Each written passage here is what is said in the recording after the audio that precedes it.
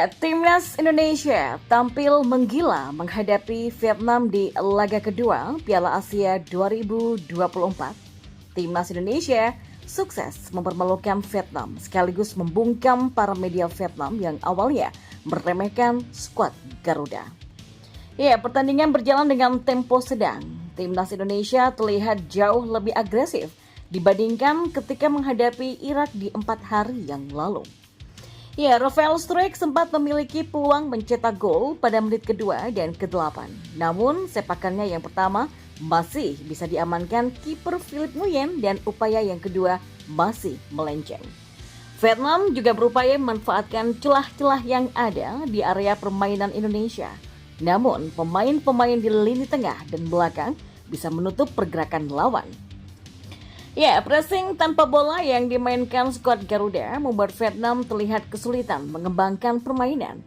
Selain open play, Timnas Indonesia berupaya memanfaatkan lemparan ke dalam pertama Arhan sebagai opsi menyerang. Vietnam mencoba bermain sabar menghadapi Indonesia yang tidak selalu bisa melakukan pressing secara terus-menerus. Indonesia bisa mendistribusikan bola ke area pertahanan lawan, namun tak ada key pass yang benar-benar matang. Sandy Walsh punya peluang apik pada menit ke-37 lewat sundulan, tapi Philippe Nguyen masih bisa menepis bola. Indonesia kemudian mendapatkan peluang dari titik putih yang bisa dituntaskan Asnawi Mangku Alam.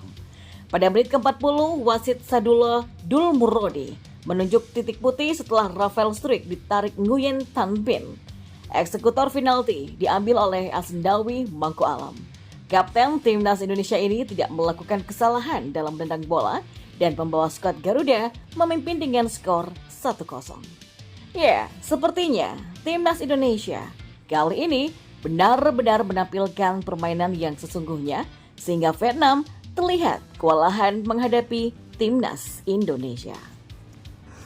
Ya, klasmen Timnas Indonesia usai hasil Indonesia versus Vietnam di Piala Asia 2023.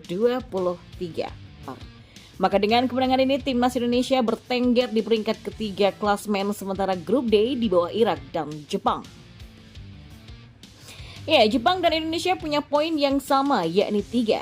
Namun Jepang lebih unggul agregat gol dengan 5-4, sedangkan selisih gol Timnas Indonesia 2-3. Jepang dan Indonesia akan bertemu di pertandingan terakhir grup D pada Rabu 24 Januari 2024 nanti. Sedangkan Vietnam akan menghadapi Irak di hari yang sama juga. Irak telah memastikan diri untuk lolos ke 16 besar Piala Asia 2023 setelah di pertandingan kedua hari ini secara mengejutkan menundukkan Jepang dengan skor 2-1. Ya, juara dan runner-up di setiap grup berhak lolos ke babak 16 besar Piala Asia 2023.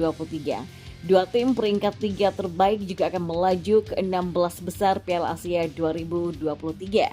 Timnas Indonesia memang berpeluang lolos babak 16 besar Piala Asia 2023 usai memenangkan pertandingan melawan Vietnam di hari ini.